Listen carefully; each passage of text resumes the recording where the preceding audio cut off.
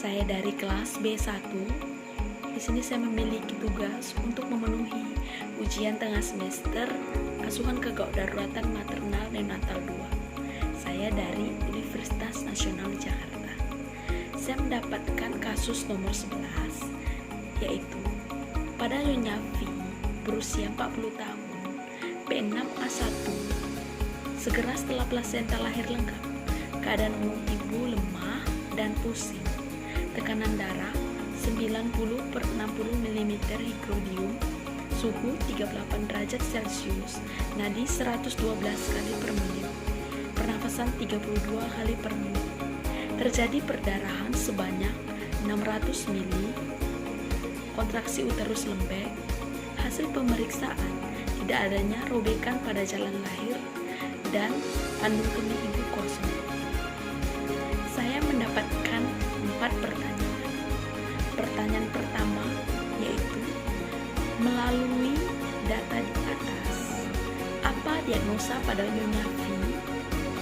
Diagnosa pada Nyonya V berusia 40 tahun, B6A1 adalah atonia uteri.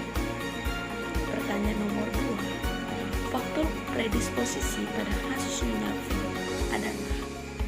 Faktor predisposisi pada kasus Nyonya V ada 2. Yang pertama, usia yang sudah terlalu tua atau usia yang sudah melebihi dari 35 tahun.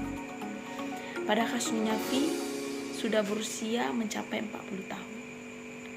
Faktor predisposisi yang kedua yaitu kehamilan grand multipara, di mana ibu sudah beberapa kali melahirkan. Di sini kasus pada Nyonya V, ibu sudah melahirkan sebanyak 6 kali. Pertanyaan yang ketiga, sebagai seorang bidan, apakah yang Anda lakukan dalam penanganan segera untuk mengatasi kasus perdarahan pada Nyonya V? Menjadi seorang bidan, yang pertama sekali saya lakukan memberitahu keadaan pasien terlebih dahulu agar pasien tidak cemas dan keluarga tidak cemas. Lalu saya akan melakukan masase fundus uteri sebanyak 15-20 kali detik, dan kita melihat kontraksi tersebut. Lalu meminta asisten untuk mempersiapkan fasilitas alat untuk asuhan kedaruratan. Kemudian saya mencuci tangan, lalu memakai sarung tangan yang steril, dan saya melilitkan kasar pada 2 jari telunjuk dan jari tengah. Kemudian saya masukkan ke dalam vagina secara obstetrik guna untuk membersihkan bekuan darah atau sisa selaput yang ada pada kafum uteri ataupun pada vagina. Karena adanya bekuan darah atau selaput itu dapat mempengaruhi kontraksi, sehingga kontraksi itu tidak baik.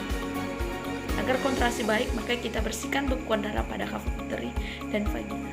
Kemudian kita selalu memantau tanda-tanda vital ibu. Kita melihat keadaan umum ibu itu, jangan sampai ibu shock. Dan kita selalu melakukan masase fundus sampai kontraksi baik.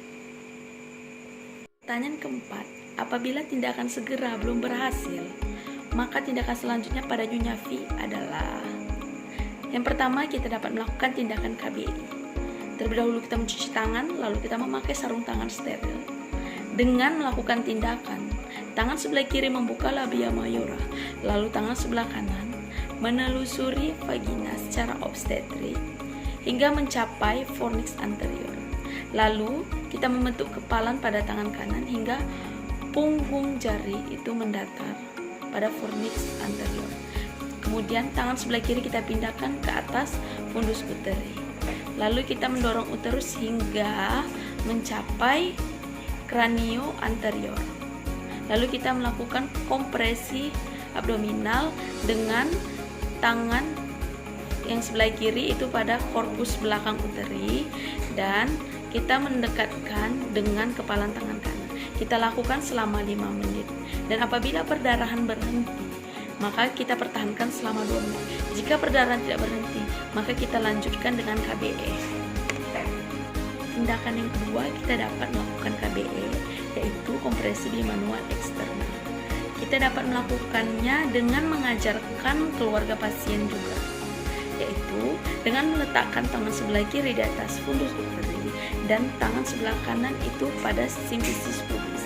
Lalu bagian tangan kanan itu membentuk kepalan dan menekan bagian perut bawah sehingga menaikkan uterus, dan tangan sebelah kiri itu menekan bagian korpus depan uteri sehingga dapat memberhentikan perdarahan. Jika perdarahan berhenti, maka kita dapat melakukannya selama 2 menit. Jika tidak dapat berhenti, maka kita anjurkan kepada keluarga pasien untuk tetap melakukan KBE, dan bidan tetap melakukan pemberhentian perdarahan yang selanjutnya, yaitu KA. Kemudian kita membuka sarung tangan, lalu kita mencuci tangan. Setelah itu, jika perdarahan belum berkurang dan kontraksi belum membaik, maka kita akan melakukan pemasangan infus dengan menggunakan aboket nomor 16 ataupun 18. Lalu kita menggunakan cairan linjelaktat 500 cc dan kita pluskan dengan oksitosin 20 unit.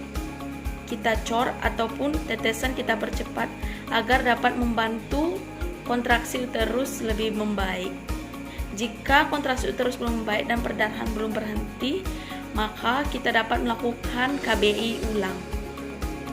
Kemudian kita dapat melakukan KAA atau kompresi aorta abdominalis dengan cara membaringkan pasien di tempat yang datar. Kemudian kita meminta tolong kepada asisten untuk berada di sebelah kanan pasien, di mana asisten meraba palpasi arteri femoralis pada lipatan paha. Kemudian ketika ketemu, kita menekan dengan menggunakan tangan kiri dengan bentuk kepala pada bagian umbilikal.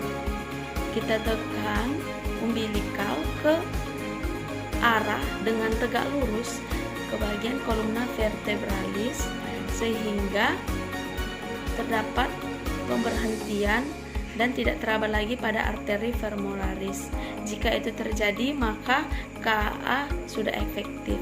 Namun jika arteri femoralis masih teraba, maka kita geser ke kiri ataupun ke kanan hingga arteri femoralis tidak teraba dan kita lihat kontraksi sudah membaik atau perdarahan sudah mereda atau belum.